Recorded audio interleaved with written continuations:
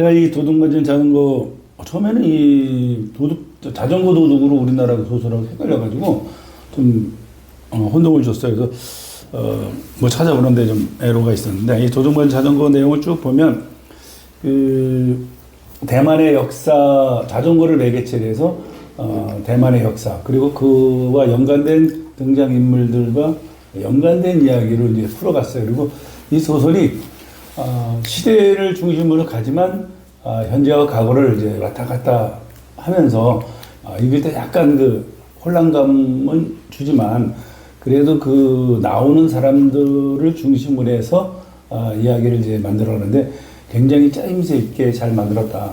등장인물이 한 50명 정도 나오는데 제가 정리한 게 한 30명 정도 정리를 했어요. 근데 그 한 30명 정도가 그래도 많이 거론되는 사람들인데 그 중에 핵심적인 한 6명 정도가 그 이야기의 그 중심부로 전개가 되더라고요. 그래서 전체적인 줄거리는 기본 골격은 작가가 의도한 이미지를 풀어가면서 대만의 그 슬픈 역사와 그 기억을 잊지 않으려고 하면서 몇 가지 반전도 주면서 또 그 전쟁의 상황과 그때 당하는 그 시민들의 그 억울한 죽음 이런 것을 이제 깊이 다룬 그런 소설이더라고요. 제가 읽어보는 것 중에서. 그래서 그 주인공 샤오청이 그 자전거와 함께 사라진 아버지를 테마를 중심으로 해서 이 소설을 만드는데 그 과정에서 만난 사람들과 그 사람들의 그 삶의 궤적을 기억하면서 그 주인공이 그 자전거를 찾는 과정에서 그 부딪히는 대만의 역사, 현대사와 그리고 각각의 만나는 사람들의 그런 그 이야기를 중심으로 해서 그 이야기를 풀어가더라고요. 이야기 시작은 이제 처음에 시작은 이제 사오청의 어머니가 이제 절판해서 그 장면이 해서 좀 처음에 그 부분이 좀 낯설어서 그거 한 달락 넘어갈 때 참 이해가 안 갔는데 나중에 58페이지부터 이제 1993년도에 그 중화상창, 그러니까 아버지가 테일러로서 양복점 하면서 그 삶의 터전이 근대화 과정에서 철거되는 그런 시점의 다음날, 그런 시작한 다음날 아버지가 자전거와 함께 사라진 거예요. 근데 굳이 그 자전거와 함께 사라져서 했는데 작가는 거기에서 이제 아버지와 자전거를 실종을 했는데 이 소설을 이끌어가기 위해서 어떤 그 복선을 이제 끌어들이는데 동기를 끌어들이는데 이 작가가 이전에 그 수면의 향로라는 소설을 쓴 적이 있어요.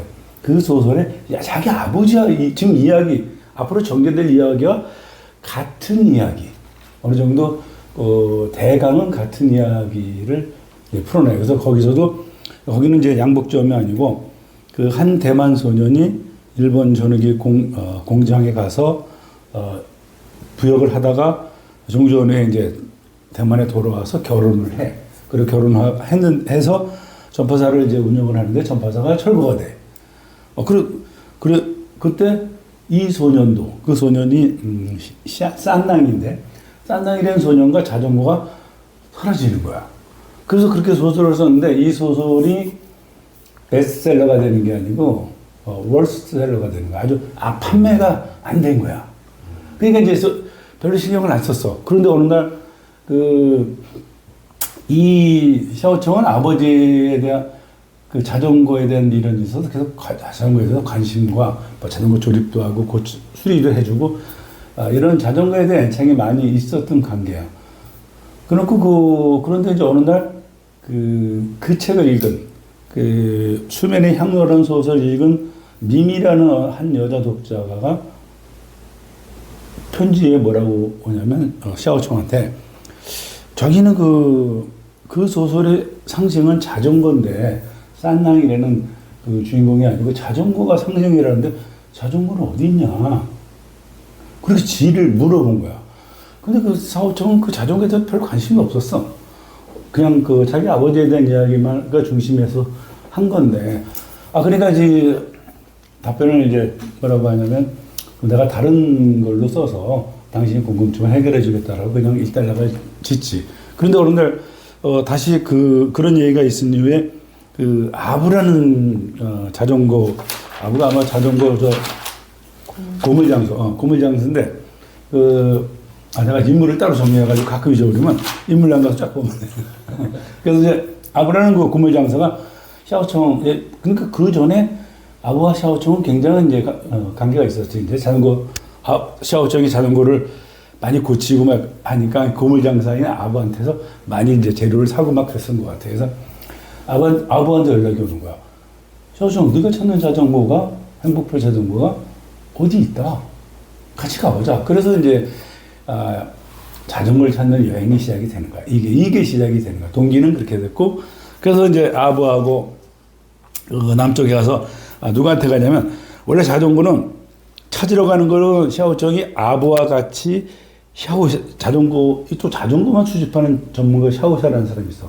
거한테 가고, 그 샤오샤는 또 이 자전거를 가져오게 된 게 그 다음 사람이 아빠스라는 또 사진 작가야. 또 아빠스는 자기 애니라는 여자한테서 그걸 받았어. 근데 애니는 자기 게 아니야. 사비나한테도 가. 이제 사비나까지만 가는 건 여기고, 사비나가 중심이야, 자전거에서는.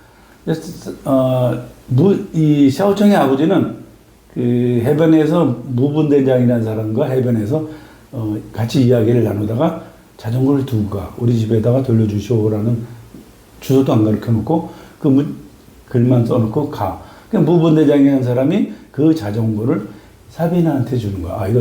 이 자전거는 주인한테 다시 돌아가야 된다. 돌릴 방법이 없으니까.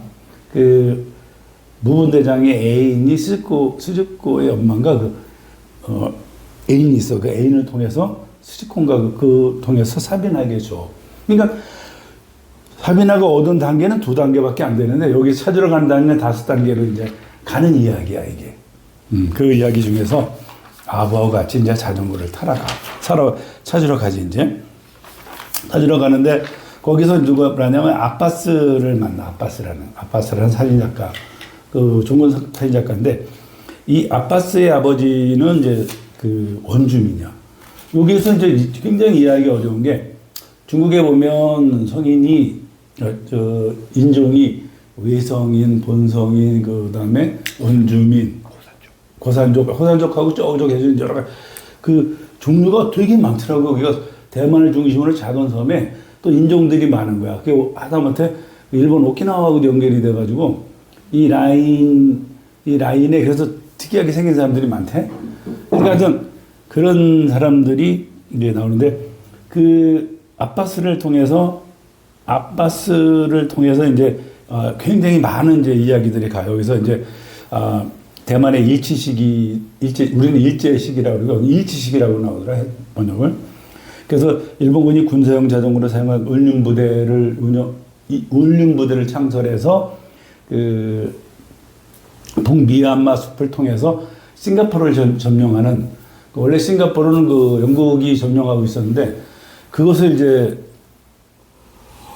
싱가포르를 점령하기 위해서 영국군이 바다로 들어올 줄 알았더니 1만 대의 자전거와 6만 명의 일본군들이 숲을 통해서 일주일 만에 그냥 가서 무혈 입성하는 그런 그 장면이 실제 인물이 야마시타 도끼우키라는 그 대장도 나오고 나중에 찾아보니까 야마시타 도모유키 이 사람은 전범으로 이제 처형이 되지 나중에 이제 하여튼 실제 이야기에 실제 인물이 나왔더라고 이제. 그리고 확인해 보니까 그러니까 이제 아빠스는 자기 아버지 바수야라는 아버지가 남겨준 공테이프 2장을 이제 돌려보는데 자기 아버지가 원주민이기 때문에 자기가 그 원주민 말을 못 알아들으니까 다른 사람 사비난가 누굴 통해서 번역을 해서 이제 이야기가 쭉 나오는 거예요. 그래서 이제 코끼리 이야기도 나오고 코끼리가 일본군의 강제 징집돼서 싸움. 이 아빠스의 아버지는 일본군에 징집된 코끼리를 다시 빼와서 중국군으로 가져가는 그런 역할도 하고 여러 가지 그런 역할을 하면서 나오니까 또 이 아빠스와 연관된 사람이 라오쩌우라는 그 노인네와의 만남에서 또 다시 거기서 이제 일제 시기에 그 대만의 청년들이 죽임을 당하는 그런 현장을 나 전에 와서 궁금하다는 거 있었잖아요.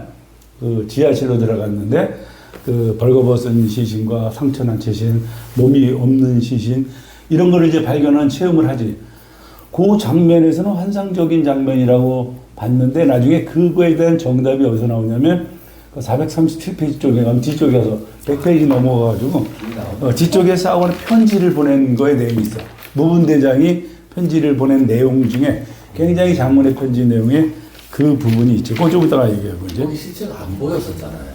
시체가 보였지. 시체가 있는데 그 시체가 둥둥 떠 있었네. 물에 둥둥 떤 게 두 가지. 하나는 타이베이 그 강에서 떠내는 상어다 그래가지고 그 손발이 묶여 있는 그 시체가 하나 있고 여기는 손발이 묶인 게 아니고 이 정확한 시기에 죽은 거는 안 나오지만 거기가 일본군 비행장에 있었는데 그때 건물이 있었고 거기에서 일본이 점령을 할 때 대만 청년들이 그 집단 데모나 반발을 할까봐 16세 이상의 남자애들을 죄 끌어다가 죽인 거야. 죽여서 그때 그 일본 청년들은 그 낫이 아니고 여기 낫이라고 표현했는데 뒤에서 나온 거 보니까 불교 그 제사 지낼 때 쓰는 도구더라고 그게. 난뭘 이런 게 이게. 그런 거 갖고 저항을 하다가 죽임을 당해서 집단 매장됐던 데야. 거기가. 근데 그게 이제 B29의 폭격으로 인해서 그 지역이 아주 난리가 나지. 뒤집히지. 그러니까 여기서는 이제 라오쩌우는 그것을 알라칼미세라는 새를 통해서 들었다라고 이렇게 좀 신비스럽게 이제, 하지만 그게 이제 일본군의 만행 중에 하나가 또 여기 나오고, 또 이게 집단 묶어서 죽인 뭐 이렇게 이런 것도 나오고 이제 그런 내용으로 이제 아파스를 통해서 이제 그런 내용을 이제 알게 되지 이제. 그래서 또 일본군 자전거 부대 소속이거나 일본 시대에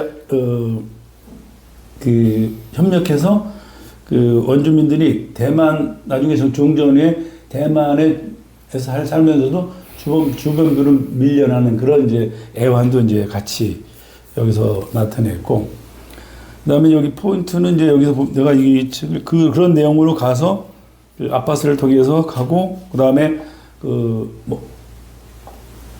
다음에 실제로는 이미 이제 이 자전거에서 사비나까지 만나. 그래서 사비나까지 만나 그 자전거를 발견했는데 그 자전거는 자기 아버지가 타던 자전거인데 번호가 갖고 일치하고 있어. 그런데 우리 잃어버릴 당시하고 많이 변형돼 있는 거야. 왜냐면 수리하고 고치고 막 업그레이드 된 거지 이제. 그래서 그렇지만 이제 자전거를 찾는 과정 중에 이런 일이 있고, 그 과정 중에 이제 북미얀마 숲 이야기뿐만 아니라 또 어디 버마 쪽에 이제 코끼리 부대, 울름 부대, 여러 가지 그런 이야기를 같이 하고, 중간에 또 이제 아이라는 사람하고 해가지고 나비공예, 그 당시에는 대만에서 나비공예가 엄청 번성했는데 그 나비공예 이야기가 또 굉장히 이제 많이 나와요. 그래서 그거는 원래 이 작가가 나비와 관련된 또 책도 썼더라고요.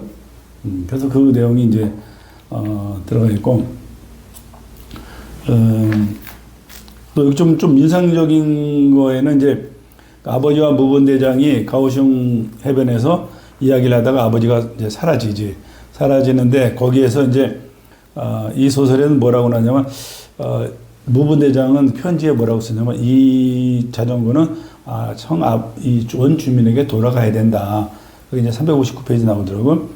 그 자전거가 그 사람에게 돌아갈 희망을 남겨두려고 그랬다라는 이제 그 표현이 나와요 이제.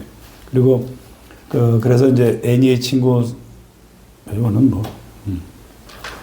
그다음에 이제 지난번에 책에서 보는 지하에서 나온 환상적인 장면, 그게 이제 뭐냐고 물어봤잖아요. 그게 이제 아까 얘기한 347페이지, 439페이지에 이제 나오는데 439페이지 밑에 두 번째 줄서부터 그 다음 줄까지 나와요. 439거. 여기 보면 시어청의 이 편지 부분에서 밑에 줄 두 줄 알고 보니 그곳에 많은 사람들이 이름을 주고 갔다. 그래서 밑에 줄부터 그 다음 줄까지 한 8, 그 다음 8 번째 줄까지 그 내용이 나오는데, 그러니까 그걸 하기 전에 이제 뭐 처음에 이제 썩은 군복과 군모가 발견되고 나중에 이제 그 민간인들이 죽은 그런 이제 모습이 쭉 나타나죠 이제 그 책에서. 그리고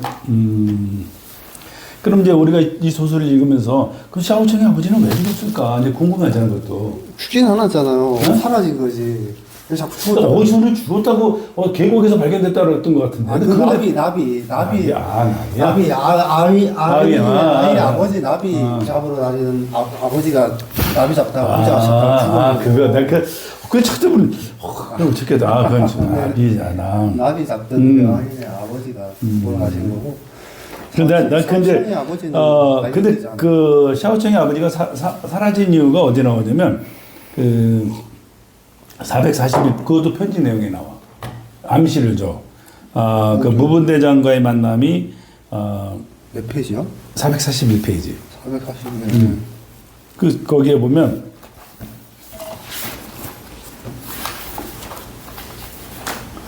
김정희 선생님도 다 읽으셨어요? 읽기는 다 읽어요. 441페이지 5에서 세 번째 줄부터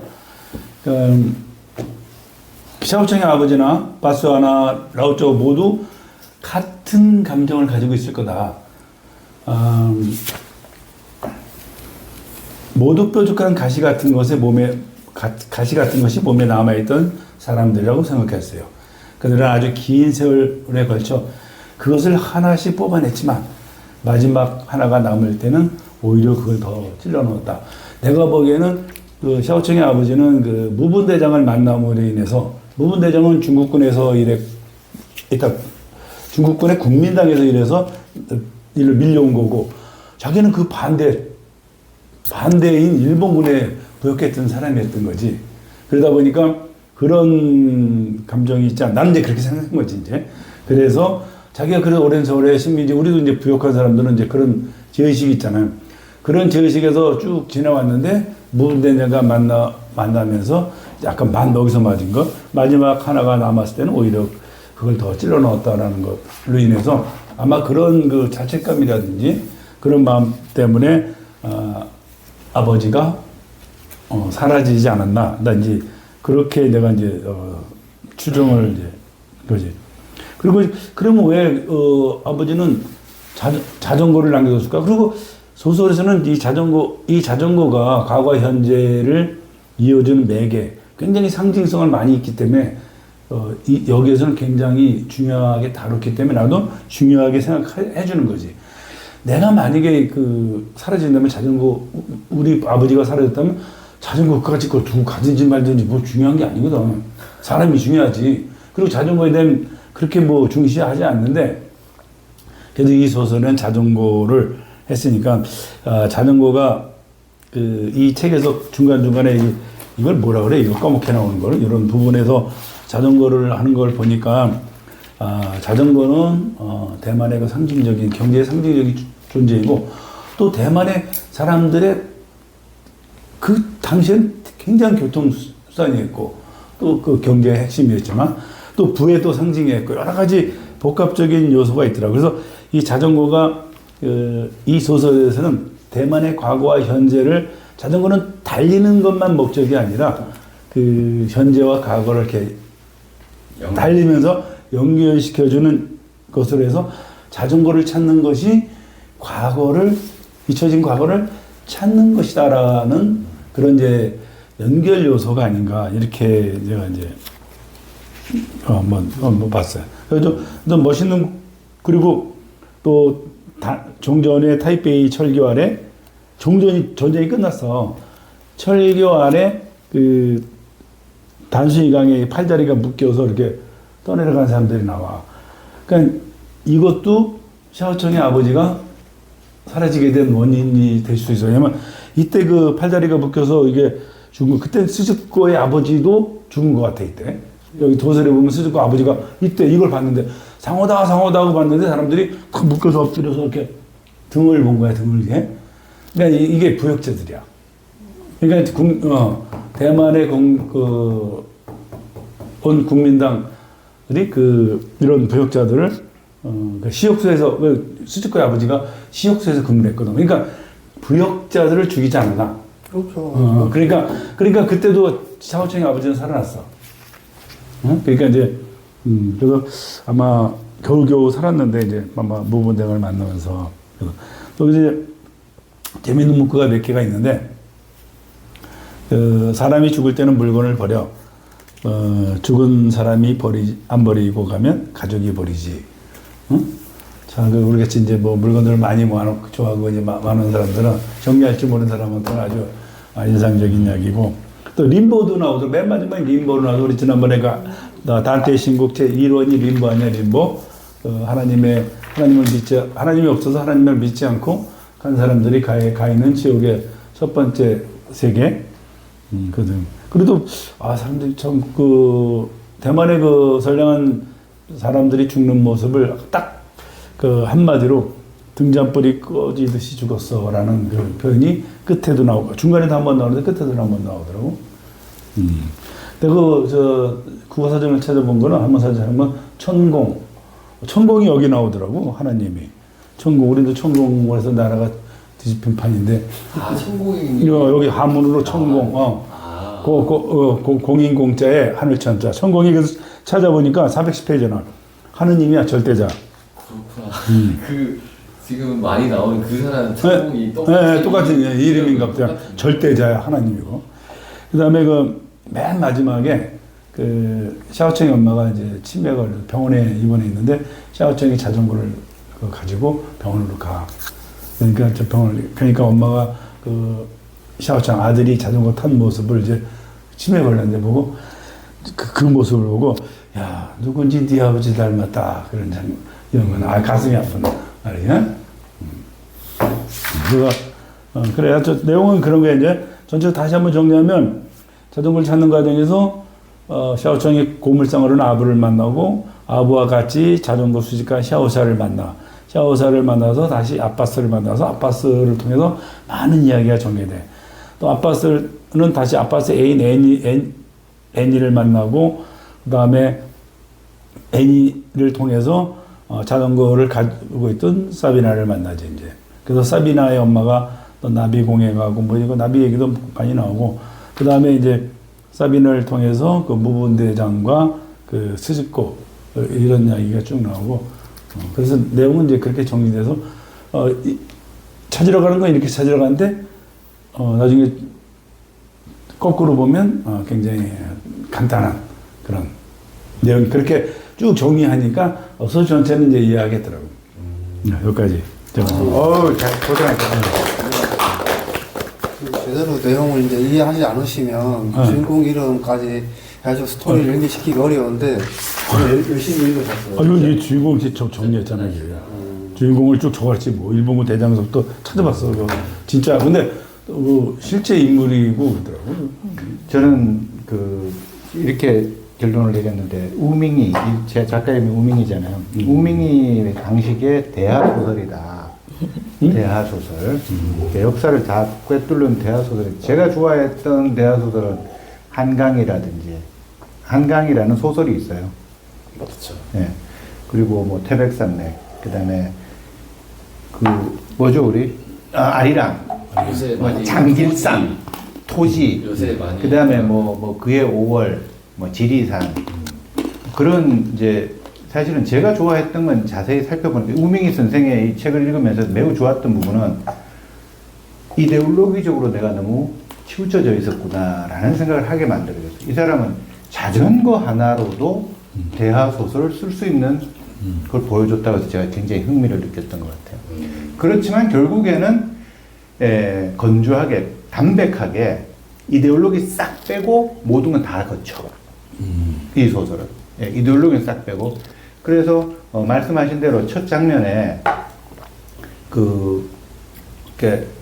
논에서 새를 쫓고 있던 아이들에게 다 사망하고 이제 그 엄마만 살아남는데 그 폭격이 누가 했느냐 되게 궁금하더라고요. 예, 물론 뭐 저는 다 답을 알고 있습니다만. 그분이 오폭을 한 걸로 나오잖아요. B19잖아 B19. 오폭? 오폭은 그 지역은 폭탄을 떨어뜨린 지역이 아니었는 것처럼. 그렇지. 농사 짓는 지역인데, 농민 지역인데. 근데 이제 그건 오폭인지 아닌지는 히로시마나 나가사키에 원자폭탄을 떨어뜨린 것도 오폭인가?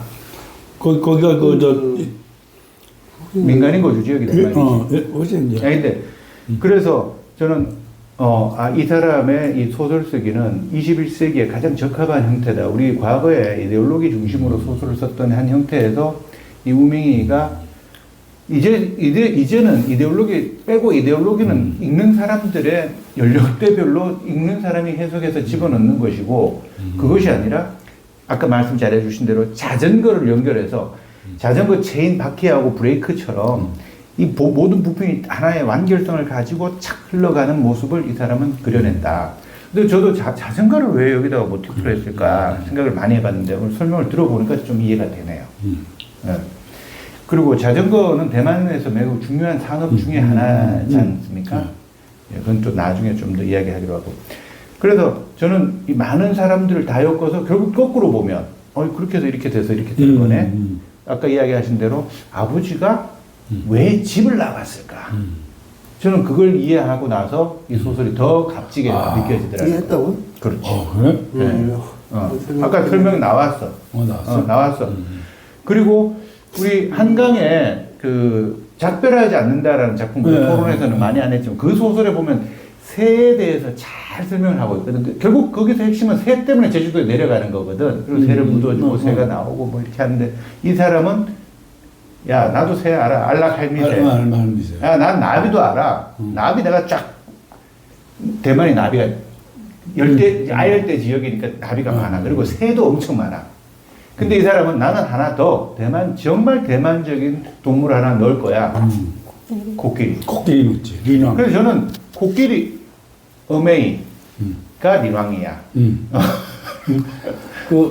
어쨌든 그 코끼리를 넣었던 것도 이 사람은 불교적으로 그냥 해석을 좀 해보고 싶은 생각도 들더라고요. 네. 그러면서 이 사람이 건드린 민족이 몇 가지냐? 민족이 아까 말씀하신 대로 대만은 1543년에 서구에 의해서 처음 발견된 거예요. 그래서 그 이름이 네덜란드 사람들이었나 처음에? 저기 쳐들어온 놈들은 네덜란드인데 발견하고 이름을 지어준 사람들은 스페인인들이야. 포르모사. 왜냐하면 대만 바로 옆에 그 필리핀이 있고 필리핀은 스페인 것이었으니까 그래서 포르모사라는 이름을 지어놓고 네덜란드인들이 거기를 남부를 식민지로 삼았고 북쪽에 포르투갈이 왔고 전쟁을 했는데 그 이후에 1543년이면요 이순신이 태어나기 2년 전입니다. 그렇구나. 이순신은 45년생이니까 그때 벌써 스페인 여기까지 왔 43년. 기록에 그렇게 나오더라고요. 1543년. 43년. 그러면 울국 선생이 7살, 8살 때네. 여기서 36년생. 임진각에서 저기 있는 화덕정에 거기 있을 때. 그렇지. 예. 그런 그것이 그 대만이라는 이 사람이 대만에서 살고 대만에서 교육받고 대만에서 소설가로 대만에서 대학 교수까지 하면서 대만을 어떻게 연결시킬까? 그럼 대만은 자전거다. 이 자전거에 꽂혀서 그 모든 걸 다 갈아넣는 영혼을 갈아넣는 그런 좀 그냥 소재라고 봤습니다. 단 우리가 지금은 자동차 시대다 보니까 자전거의 시대를 잘 이해를 못하는 거고. 근데 저는 이분이 쓴 내용 중에 내용을 잘 설명해 주셨으니까 캉후라는 게 나와요. 캉후. 네, 그래서 이 소설 전체를 읽는 거는 물질적으로는 자전거고 정신적으로는 캉후라는 정신이 여기 이 사람에게 다 들어있는 거예요. 아버지가 양복 제작할 때도 캉후. 엄마 혼내잖아. 바늘 잘못하면 다 뜯어가고 다시 하게 하는 것도 캉후. 그 다음에 자전거 수리하는 할배. 노포에서 자전거 수리하는 분들이 많이 나와. 그것도 캉후. 그 다음에 코끼리 조련도 캉후라고 그래요. 캉후. 그 다음에 그 형이 노래를 부르고 기타를 치는데 감동을 하잖아. 일본에 가서 보고 형도 캉후에 도달했구나. 저는 그런 관점으로 이 소설을 한번 봐야 될 필요도 있다라고 본 거예요. 이 소설의 이 작가는 뭘 이야기를 하려고 하느냐. 그때 과연 그 강호에 도달하지 못한 자들, 을륜부대라고 나오지 않습니까? 을륜부대. 을륜부대는 강호에 도달하려고 했지만 그 같은 지역에 비슷한 지역에 있던 그 을륜부대가 그 부대가 거기서 전투를 치르고 딱 2년 뒤에 다시 거기에 전투를 치르러 들어가는 일본 부대가 있어. 처음에 2년 전에는 착살낸 거예요. 영국군 아까 말씀하신 대로. 싱가포르를 막 금방 이렇게 하고 거기 반도 있잖아요. 말레이 반도를. 근데 2년 뒤에는 어떻게 됐어? 작살났지. 그래. 그 작살난 거예요. 그것도 그 많은 아까 장군들 이름이 그렇죠. 나오잖아요. 네. 일본인 장군. 근데 그 중에 그 2년 뒤에 작살났던 그 장군에 대해서 잘 써놨더라고. 그게 무타구치 렌야야. 유명한 사람이거든요. 이쪽 세계에서는. 그 형님 혹시 들어보셨어요? 누구? 무타구치 렌야. 일본 장성 사령관급인데 별 3개인가 했을 거야 아마. 근데 조선 독립을 앞당긴 일본의 3대 그 위인 중에 한 명이야. 하도 삽질을 많이 해서 조선이 빨라졌다. 어쨌든 저는 그 부분 강우하고 그 역사 전쟁의 역사를 이 부분은 집중적으로 다루고 있는데 숨겨놓은 거야. 전쟁 역사. 그래서 3가지 전쟁에서 이게 부분이 중요한데 그러면 대만 너희들 어떻게 할 거야? 아까 말씀하신 대로 고산족은 중국인이 아니에요. 원래 포르모사가 이름으로 붙어 있을 때 거기 살고 있던 사람들은 대만은 뭐 가보셨겠지만 우리나라 그러니까 336만 3만 6천 제곱 10만 제곱이니까 33만 6천 제곱킬로미터로 우리나라의 3분의 1보다 조금 더 크거든요. 근데 2,000m도 아니고 3,000m 이상의 산이 고산이 많아. 290개야. 2,000m 이상은 뭐 숫자를 못 써요. 근데 한국은 2,000m 산이 하나도 없잖아요. 그러니까 이게 얼마나 고산지역이고 그리고 그 지형이 안 좋아. 그러니까 거기가 척박한 곳이었기 때문에 척박하게. 명나라 시절에 거기까지 신경을 쓸 필요가 없었던 것이에요. 그죠. 명나라 한 일개 장군이 통치했으니까. 그 장군도 청나라가 정복하러 왔을 때 저항하던 정성공이 홍성공. 또 몰려서 야 넘어가자 해서 넘어갔던 거고 근데 거기서부터 이제 갈등이 시작된 거죠. 거기 원래 살던 사람들하고 그 원래 살던 사람들이 네덜란드랑 그 포르투갈에게 지배를 받고 있었고 정성공이 들어가서 국가를 세운 거예요. 최초로 거기에 알려진 바에 의하면. 근데 그 사람들이 본성인인 거지. 그때 이제 원주민과 본성인이 있었던 거예요. 근데 그게 1660년대예요. 1660년대. 그러니까 청나라가 안정기로 들어갈 아까 말씀하신 소현제 세자의 동생이 죽을 때 무렵이에요. 왕을 하다 죽을 때. 정말 무슨 효종인가? 그 효종. 네. 그 즈음인데 그때부터 이 본성인에 대한 이 원주민의 원주민을 우리는 원주민이라고 부르지 않아요. 고산족이라고 불러. 그럼 왜 고산족이 됐을까요? 높은 산에 있으니까. 나 쫓겨왔어요. 쫓겨가서 그쪽으로 가니까. 그렇게 북쪽으로 돼서 가니까. 이 소설에서는 이 고산족에 대한 이 주인공이 아빠스의 아버지 바수야가 고산족으로서 고산족에 가서 막 오토바이 타고 올라가고 막 평지에 다 살고 싶어 하죠. 근데 쫓겨가는 거잖아요. 명나라는 농업 국가니까 결국 다 뺏은 거야. 그들이 거기서 잡고 있다가 청나라인데 들어왔는데 청나라도 말기에 아편전쟁 1840년 아편전쟁 이후에 엄청나게 밀리잖아요. 그러면서 그 가렴주구라고 하잖아요. 그게 심하게 되지. 평지에도. 근데 결국에는 1873년에 뭐 잘 안 찾아보셨을지도 모르지만 일본이 1868년에 베이지 유신을 성공시킨 다음에 군사력을 가져. 서양에서 군사 제도, 그렇죠. 뭐 독일, 영국, 프랑스에서 배 사오기 전에도 저걸 먼저 하는 거예요. 군대를 양성하자. 무기를 사오고. 무기 사오고. 그래갖고 야, 우리 무기 샀으니까 연수 한번 해야지 하고 어디로 칠까 하면서 조선으로 가기엔 좀 부담되고 해서 대만을 공격해갖고 침략을 해갖고 전쟁을 하는데 대만이 작살나. 근데 청나라가 도와줘? 뭔데? 청나라 1873년이면 벌써 청나라를 친 질질 흘리고 있던 거예요. 그래서 대만이 일본에게 공격을 당했어요. 근데 청나라는 아무 이야기도 안 해. 이거 통하네? 그리고 2년 뒤에 75년에 강화도를 치는 거야. 일본은. 우리 강화도? 네. 그게 이제 운용호 사건인 거예요. 운용호 사건? 네. 그래서 강화도 조약으로 맺었지, 76년에. 그런 것들이 여기에 좀 먼저 전제되어 있는 상태에서 일본은 계속 군비를 강화시키고 군국주의로 나간 거예요. 그걸 제가 한번 설명을 한번 해드리고 싶은데 자본주의, 즉 우리가 경제가 발전하고 성장하기 위해서는 반드시 자본을 투입해서 그것을 노동력을 자본과 결합시킨 다음에 재생산을 해서 이 가치를 만들어내는 그 상품을 만들어내고 이윤을 만들어내는 이 구조를 돌려야 되는 거예요. 그렇지 않고 뭔가를 뺏어 가지고 오는 것은 1200년대에 몽골 쪽의 역사로 끝난 거예요. 그 이후로는 그렇게 돌아가지가 않았어. 그 전에 전부 다 약탈을 한 거지. 자원을 약탈하고 사람을 약탈하고 노동력을 약탈하는 방식. 근데 이 책에 나오는 전체 질문은 뭐야? 너는 왜 그렇게 싸우고 많이 죽였냐라는 거야. 그래서 뭘 얻었냐라는 거야. 질문은. 저는 그렇게 보고 있어요. 그래서 대만에서 이제 1895년에 대만에 일본이 상륙하는 거예요. 그렇죠.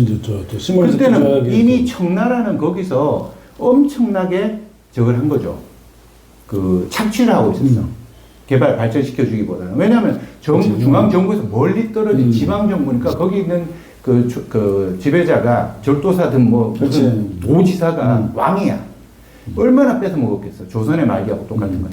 근데 그때 일본이 들어왔어. 그럼 일본이 와서 통치를 하려면 제일 먼저 필요한 게 일본인들이 들어왔잖아요. 그럼 일본이 와서 정비를 해야지. 그러면 가족들이 들어올 거고, 가족들이 들어오니까 대번 들어오는 게 학교하고 병원이야.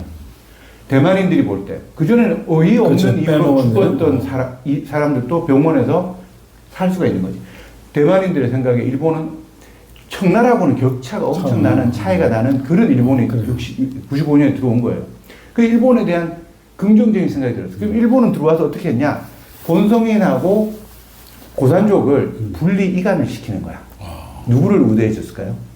고산족을 우대해 준 거야. 그래서 라오 쪼우도 그렇고, 바수야도 그렇고, 일본군에 가서 하는 것에 대해서, 그리고 얘네 아버지도 마찬가지. 그때 윗대가리들은 일본의 지배층을 뺏기지만, 그 아버지도 마찬가지예요. 아버지도 일본에 가서 공장에 갔다 오잖아요. 공장에 가죠. 네, 전투기 공장에.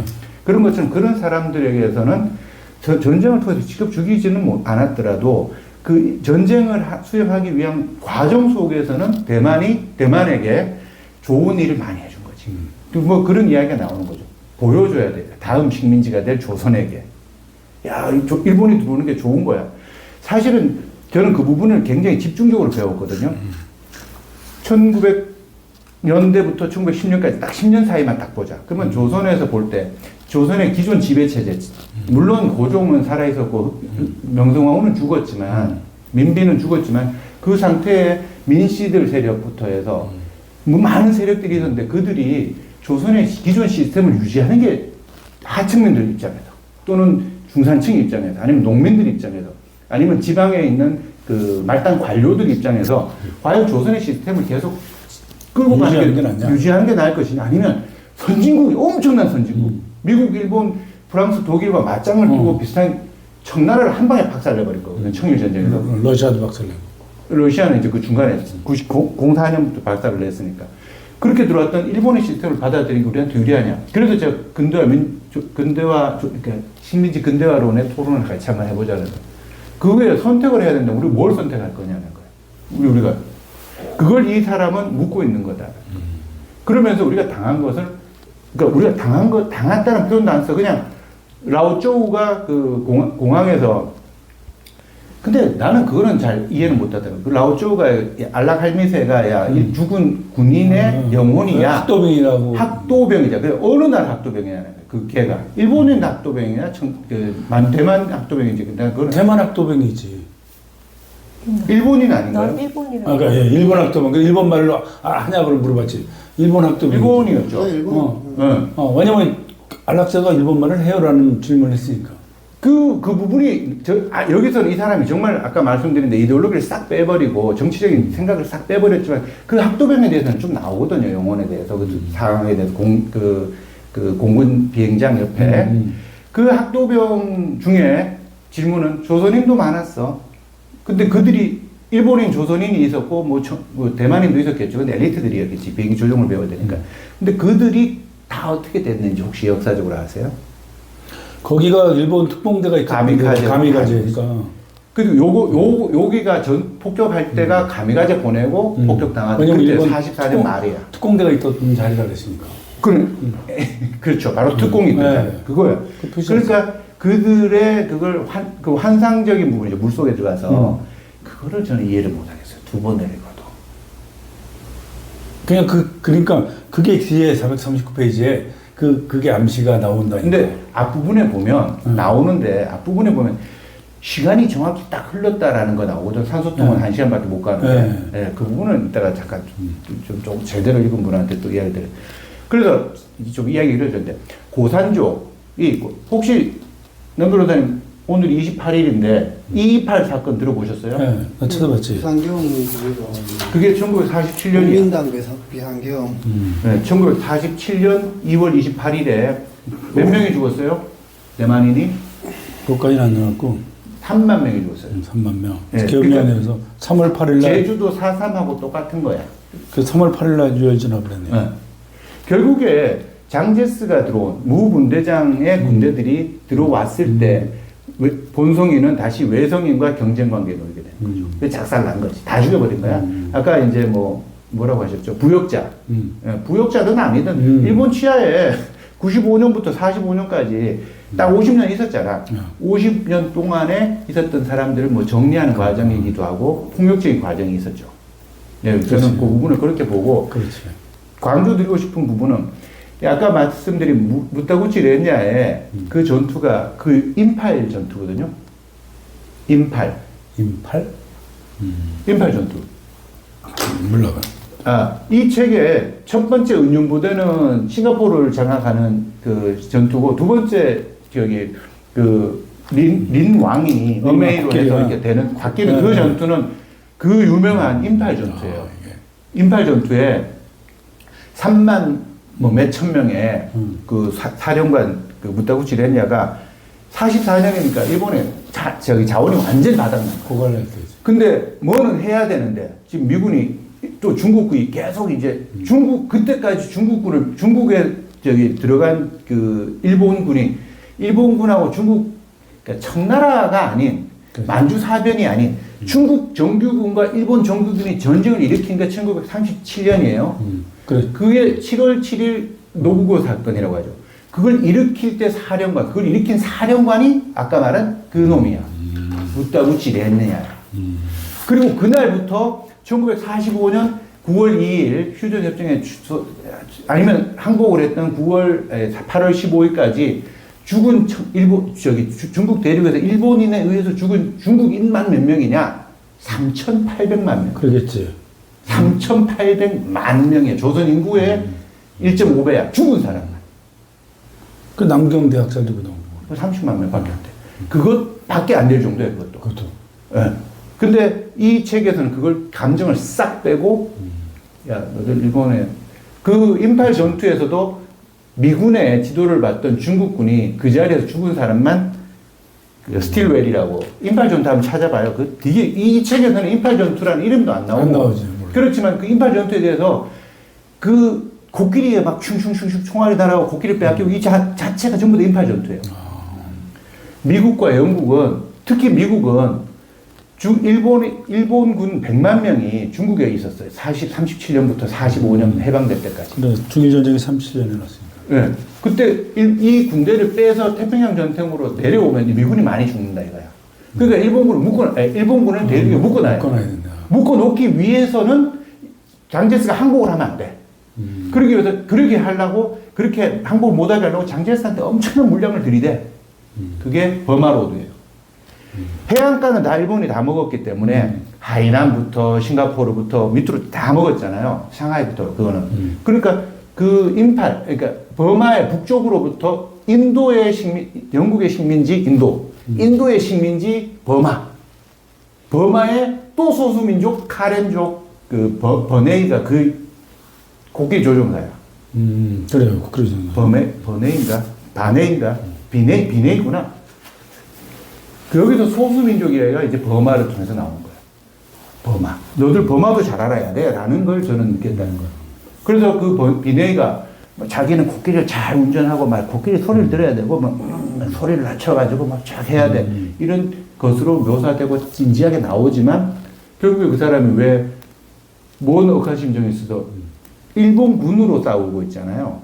일본군으로 누구랑 싸우는지 안 나오지. 누구랑 싸웠어요? 버마로드에서. 중국군이지 그 미군이에요. 미군인가? 그리고 조선군도 있었어요. 그러니까 그 해가 그 전투에 직접 참가한 조선인만 300명인가 이렇게 된다는 거예요. 그 조선군의 조선인이라고 해야 되나? 한국 광복군이에요. 1940년에 결성돼요. 거기에 이범석 장군도 있어. 그 중국에서 일본군과 싸울 때? 그래서 버마 전선에 들어간다라고 나와요. 한국 그 유리 역사책에. 그래서 그러면서 그 비네이가 한 말이 있어요. 야, 우리는 어차피 우리가 자 아까도 말씀드렸는데 영국이 있어. 그 식민지 인도가 있어. 그 인도의 식민지인 버마가 있어. 버마 내에서도 민족이 많잖아요. 지금도 무슨 민족이 이게 뭐 그 아웅산 수지안가 있음에도 불구하고 막 소수민족이 지금 무슨 족이지? 오윙야족인가? 뭐 이제 근데 여기 카렌족이에요. 비네이는 그 카렌족이 태족이라고 있어. 태족한테 또 많이 두드려 맞았어. 태족보다 더 큰 버마족이 또 태족을 두드려 패. 그러니까 이 민족 분규에서 일본은 싹 들어가서 야, 우리는 어차피 두드려 맞고 소수민족으로서 괴로운데 일본이 와서 우리 중용해주고 하니까 우리가 일본을 위해서 싸우는 거야 라고 하는 그 부분을 빼고 전쟁을 하는 거야. 그러면서 카렌족은 오랫동안 태족과 버마족의 탄압을 받아오면서 산속에서 이렇게 살았는데 전쟁이 나고 일본이. 근데 이 책에는 그런 내용은 없는 거지. 아니, 대사예요. 비네이의 대사가 카렌족은 오랫동안 태족과 버마족에게 탄압을 받아요. 270페이지에 딱 있어. 그러니까 이런 것을 딱 숨겨놓은 거야. 역사적 코드를. 그랬더니 바수야가 뭐라고 그러냐면 야, 우리도 똑같아. 본성족 때문에 우리 다 산 쪽으로 몰려가지고 산 속에서 이렇게 저렇게 막 살면서 이 언덕 저 언덕으로 서로 평화롭게 살았다고 나오는데 우리 여기 다 터전 뺏기고 나 여기 전쟁 오니까 더 좋아. 뭐라고 약속했냐? 제국주의가 했던 말하고 똑같은 거야. 야, 우리 도와주면은 너들 독립시켜줄게. 아랍 쪽한테도 그렇고 그 이스라엘인들한테도 그렇게 한 거하고 똑같은 걸 여기에 싹 코드로 박아놓은 거야. 저는 그렇게 본 거예요. 그래서 그 바수야는 그렇게 말하죠. 야, 우리 같은 흰 개미에게 무슨 일이 일어났는지 알려주는 사람은 아무도 없었어. 예, 275페이지 딱 나와. 그래서 카렌족과 바수야, 즉 그 고산족의 삶, 예, 그 부분이 여기서 또 중요한 또 부분이다라고 보고 이 책을 읽으면서 이제 그런 걸 봐야 된다. 그리고 이제 마지막으로 그 젊은이들이 그 아버지가 이렇게 어떻게 해서 그쪽에 다 갔는지 버마로드가 아니고 얘가 그 자전거, 그러니까 아빠스가 자전기를 가지고 갔던 건 울륜 부대를 따라간 거예요. 울륜 부대를. 예. 그래서 저는 뭐 그 정도까지 코드를 좀 말씀드려요. 강후하고 역사적 사건까지만 좀 이야기를 하면 제가 뭐 다른 분들 이야기 듣고 코끼리 부분은 또 조금 이따가 다시 이야기를 또 하고 싶습니다. 저는 이런 정도. 그 깊은, 그 소설에 아주 깊은 배경 지식이 많으니까 확실히 보이는 게 다른 것 같아요. 야, 그러니까 한층 소설이도 무게감이 있네. 그 얘기 들어보니까. 다 읽어보신 김정희 선생님 손은 더 읽어가지고 아직.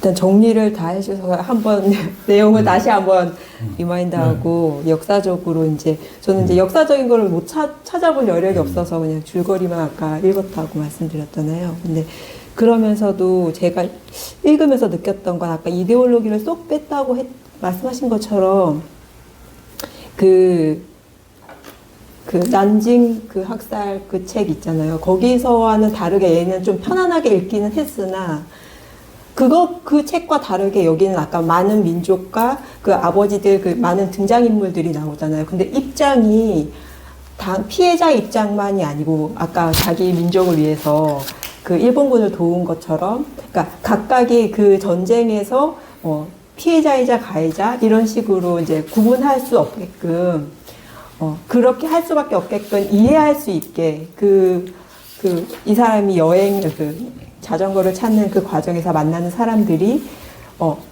그 독자로 하여금 느낄 수 있게 표현을 했구나. 꼭 그러니까 일본군이 돼서 뭐 전쟁을 한다거나 그렇게 느꼈었고, 그래서 조금 더 다양한 측면에서, 그러니까 그 전쟁이라는 주제 하에 거기에 참여하게 된, 간접적이든 직접적이든 참여하게 된 그 사람들의 어떤 삶을 조금 더 볼 수 있어서 저는 이게 더 넓게 느껴졌고, 그리고 여기서 계속 얘기하잖아요.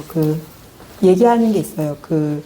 그러니까 보이지 않는 게 사라졌다라는 게 보이지 않는다고 해서 죽은 게 아니라 사라진 거다 강조해요. 그 푸 아저씨가, 고물상 푸 아저씨가. 그리고 나서 그 아빠스도 얘기하잖아요. 되게 인상 깊었던 건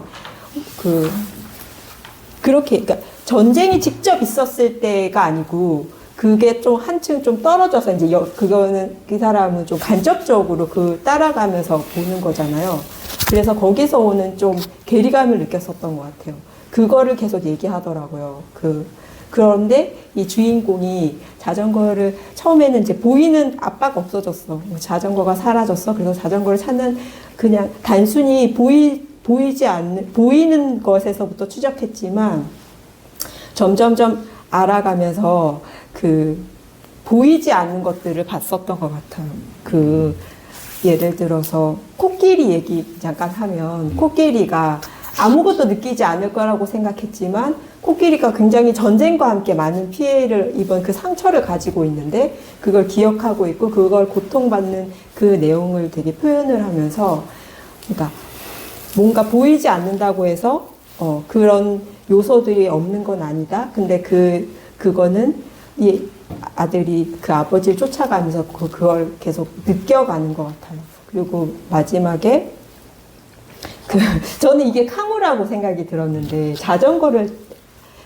아빠 자전거를 찾았잖아요. 그래서 엄마의 병실에 가져가서 혼자 막 달리잖아요. 그러니까 그게 이 작가가 소설에서는 과거와 현재가 아니고 그 이야기를 읽는 게 소설이라고 얘기한 것처럼, 자전거가 하나의 상징처럼 그거를 막 페달을 돌리면서 계속 과거로 올라가면서 그거를 상상이든 그걸 경험하잖아요. 아까 알라카미스처럼 물속에 들어갔을 때 경험하는 것처럼, 환상에 경험하는 것처럼 시간과 공간을 초월해서 그거를 경험할 때, 이 사람이 그거를 관통하면서 그제서야 보이지 않는 거, 사라진 거를 알게 된 것은 아닐까. 그게 어쩌면 카무가 아닐까. 저는 그렇게 생각을 했었어요. 그래서 되게 주는 요소가 되게 많은 메시지를 주고 있어서 되게 재미있게 읽었었던 것 같아요.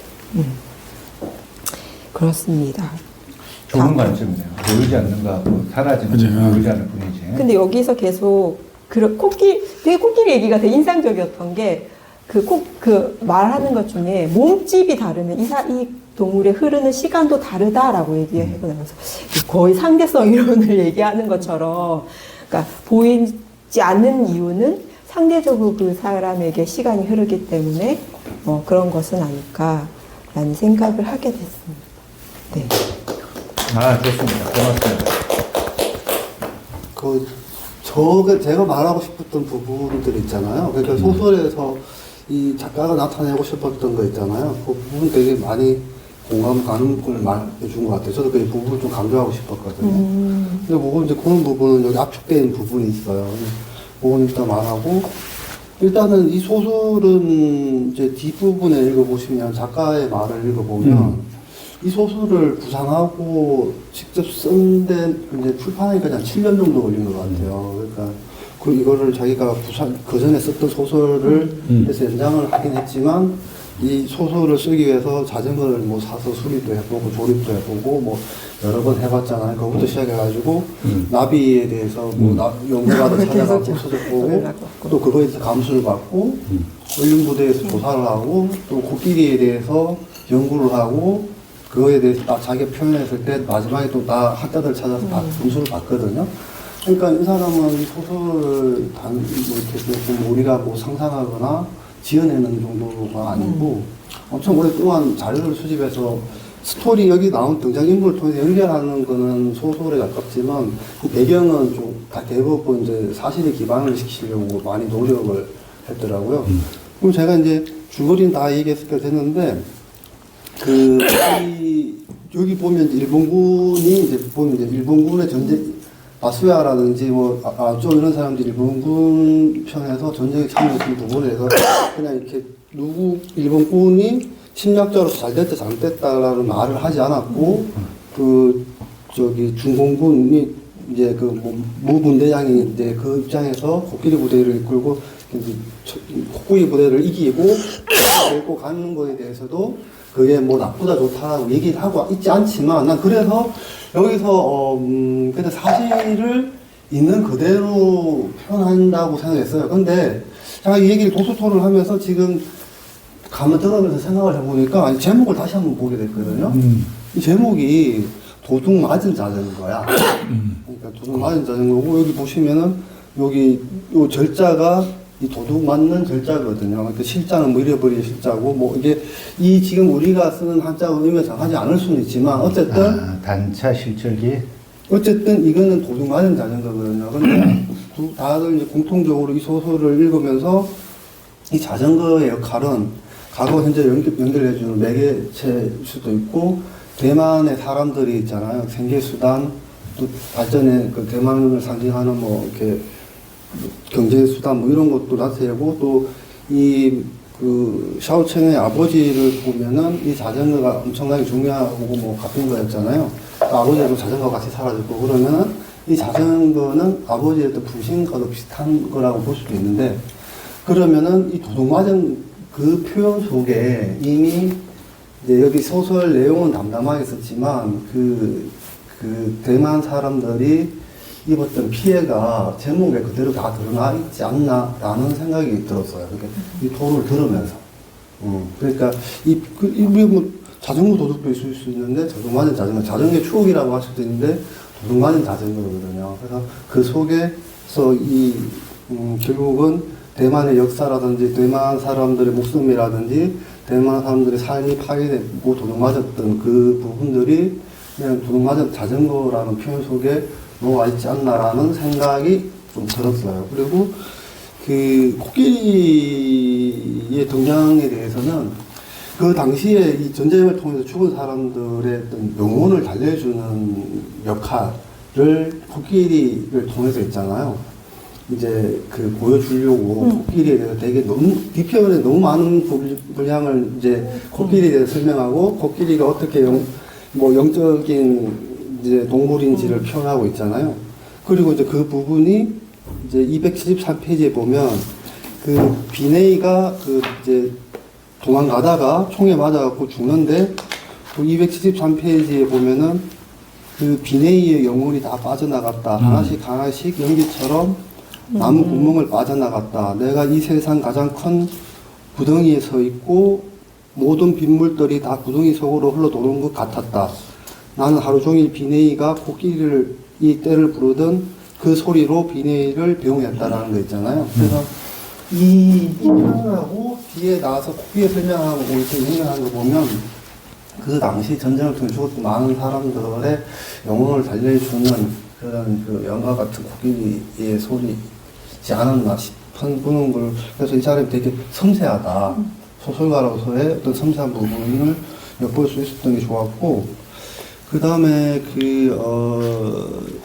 이제 제일 사람들이 다 궁금하고 잘 이해가 되지 않는 부분 중에 하나가 그 형님이 자꾸 설명하시긴 했는데 라오쩌우하고 그 이제 안바스가 그 마을에서 그 학교 폐교로 지하 계단으로 내려가가지고 뭐 잠수복을 입고 상수토를 메고 갔던 거는 형님 설명을 좀 잘 연결한 것 같기도 해요. 그거는 이제 실제 체험일 수도 있고 그러니까 안 그러면 그 속에 그 물살이 빠져나가면서 어떤 한영을 본 걸 수도 있고 약간 몽환적인 부분으로 그랬는데 뭐 예를 들어서 실제라 그러면 예를 들어서 학교가 일본군이 생체 실험 같은 걸 해서 실제로 씻지 않은 시체가 남아 있었다고 볼 수도 있지만 시간적으로는 안 맞거든요. 그러니까 이제 안바스가 군대 복무를 하는 그 기간하고 이제 그 강가에서 있잖아요. 시체들이 여기 상어지르러미처럼 떠내려가던 그 시점하고는 시간 차이가 많이 나기 때문에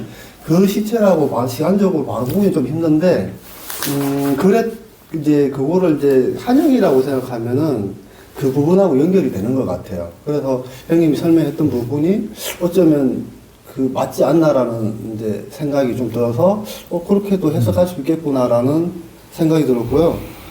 그 다음에 이제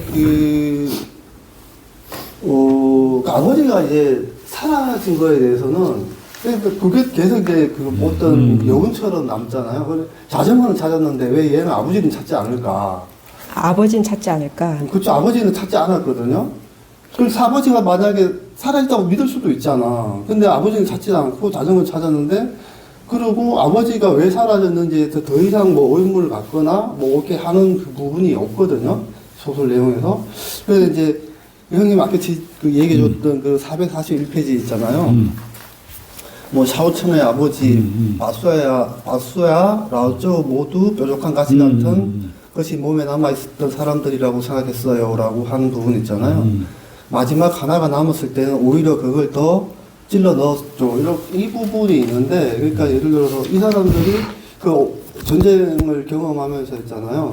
많았던 고통들이 뭐 삶을 살아가면서 치유가 되는 부분도 있지만 치유가 되지 않는 부분들, 내면적으로 계속 들어와서 자기 존재조차 있잖아요. 견디기 힘든 한 부분들이 있어서 결국은 뭐 아버지가 뭐 거기 사라졌다고 하기에는 아버지에 대한 그 전제 부분이 아버지는 그냥 일본에 가고 항공기 만드는 공장에서 일한 정도밖에 안 나오거든요. 소년공으로.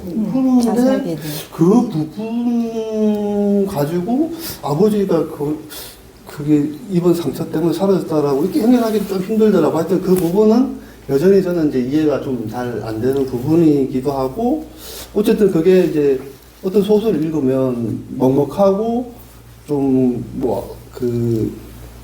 약간 이제 한상적인 소설로 남는 부분이 있잖아요. 그걸 일부러 남겨놨나? 뭐 이런 생각도 좀 들고요. 그리고 마지막으로 이제 우리 김 선생님이 말씀하셨던 거 있잖아요. 이 소설을 통해서 그 작가가 가장 드러내고 싶었던 거는 442페이지에 있잖아요. 그 중간 부분에 442페이지가 아니고 433페이지에 거기 보시면은 그 편지의 마지막 문장이 끝난 뒤 나는 깊이 숨을 들이마셨다. 이 부분에 보면은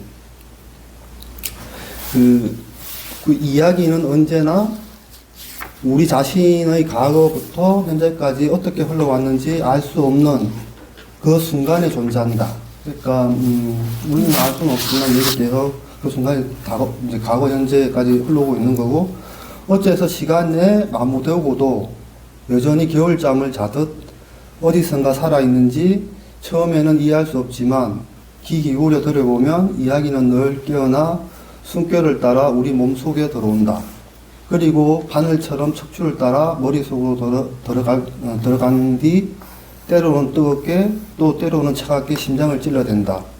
보이는 물건은 언젠가는 모두 사라져요. 내가 푸시 아저씨에게 이렇게 말했을 때 푸시 아저씨는 흰개미 촛대를 따끔하게 대꾸했다. 넌 몰라. 사라진 건 중요한 게 아니야. 요 표현이 나오거든요. 그러니까 앞에서 얘기했던 부분들을 되게 이 내용 속에 되게 압축시켜서 작가가 하고 싶었던 말들이 좀 압축된 것 같아요. 그래서 선생님이 말했던 그 부분이 여기 하고 좀 제가 읽어드리고 싶었던 요 부분이었습니다. 아주 좋네요. 네, 여기서 제가 조금 그냥 제가 아버지가 죽은 거에 대해서, 그러니까 소년공이 아버지의 과거가 정확하게 나오지 않아서 정말로 왜 이렇게 사라졌나에 대해서 이해는 안 되지만, 그 스즈코 씨가 그 무 부대장 애인이라고 해야 되나 부인이라고 해야 되나, 그분이 마지막에 이렇게 그 청에게 이렇게 얘기해요. 내 생각이지만 그런 사람들은, 그러니까 우분 대장이나 아버지 같은 사람들은 자칫 잘못하면 자신에게 남은 상처를 다른 사람에게 옮겨주게 돼요. 이거 정말 그렇거든요. 근데 청 선생님의 아버님이 결국 어떤 선택을 내렸든 그건 그 상처가 자신에게서 끝나길 원했기 때문일 거예요 라고 얘기해요. 그러니까 이거는 역시 그 무 분대장이 죽은 것도 그 아버지가 사라진 것도 대물림하지 않기 위해서 자기 때에서 어떤 거를 하고자 하는, 끊어내고자 하는 그 과거에서 그게 그 말을 이렇게 표현한 게 아닐까? 그래서 아까 말씀하신 것처럼 도둑 맞은 자전거에서 그 도둑 맞은이 되게 의미가 되게 상징적이기도 하고 함축적이기도 하고 이 문장이랑 되게 연결이 되는 것 같아요. 그러니까 근데 정말로 심리 상담하다 보면 대물림하는 부분이 되게 많거든요. 근데 그거를 끊어내기 위해서 정말로 이제 정말 노력을 많이 하는데 자기도 모르게 자식한테 상처를 주게 되는 경우가 정말 많아요.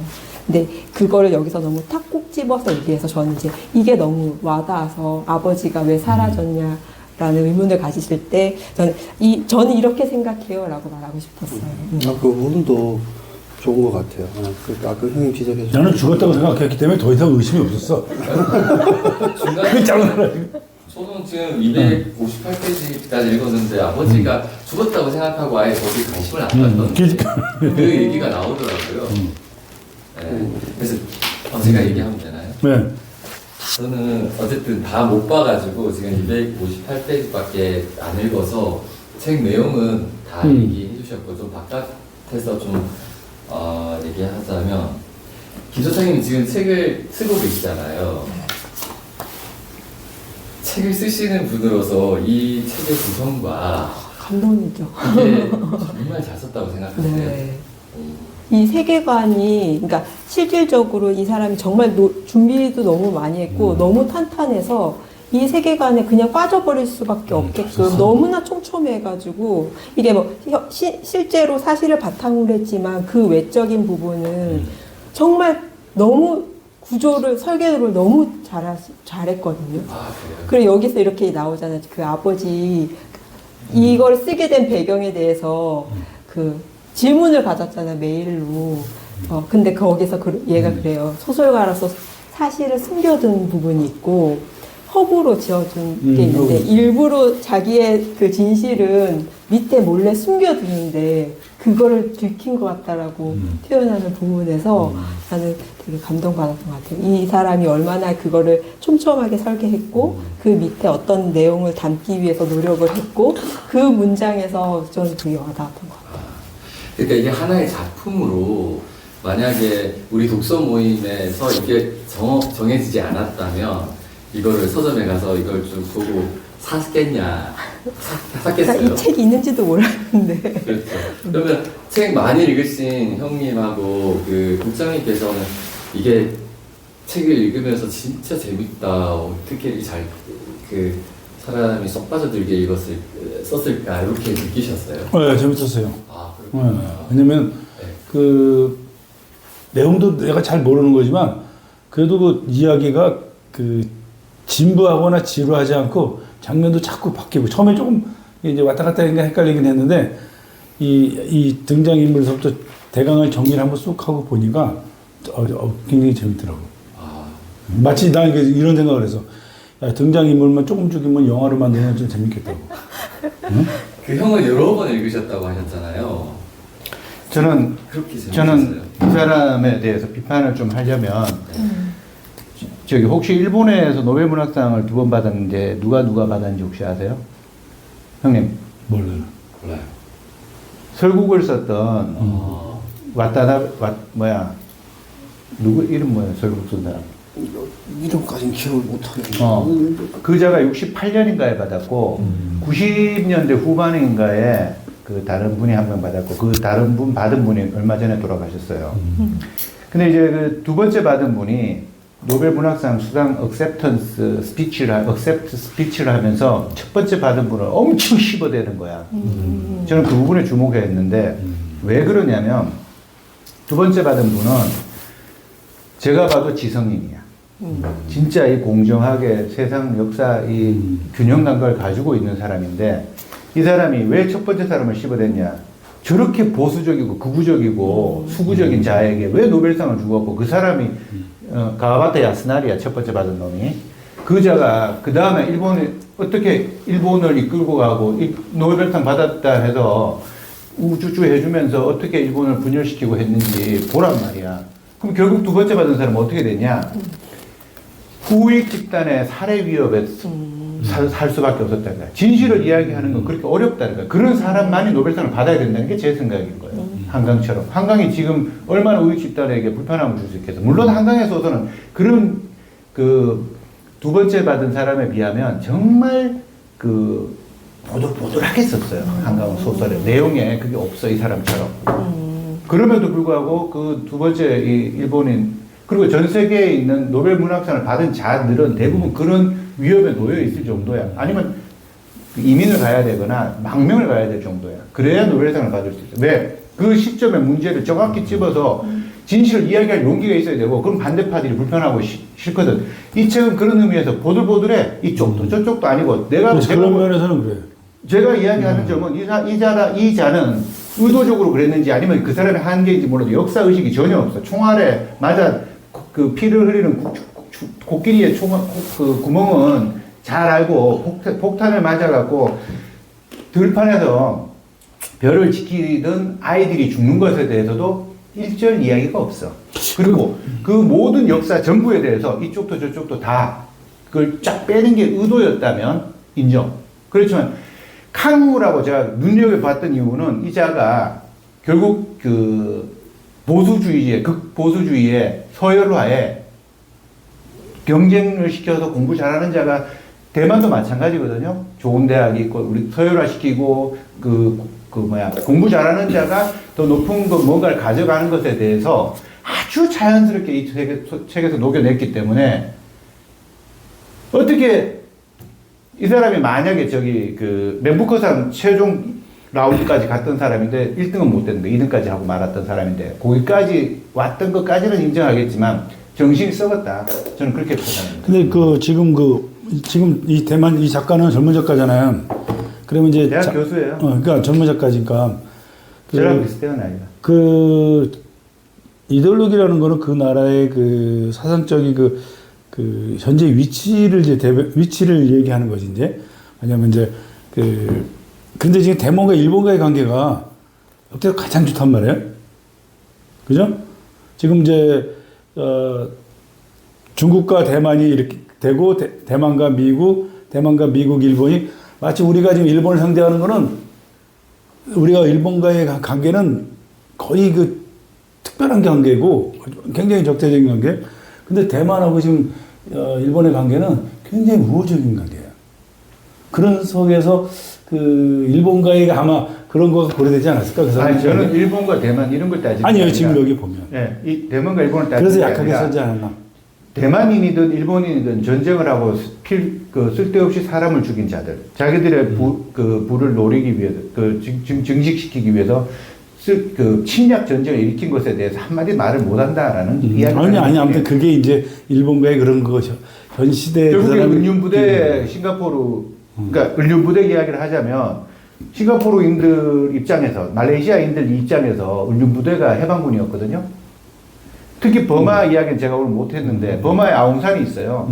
아웅산이 버마를 독립운동을 한 사람이에요. 어떻게 했냐? 일본인이 야 너들 인도의 지배도 받고 영국의 지배를 간접적으로 또 받게 돼 있는데 어떠냐? 독립운동 해야지 하고 독립운동을 지원해가지고 돈도 주고 훈련을 막 시켜서 아웅산을 보내.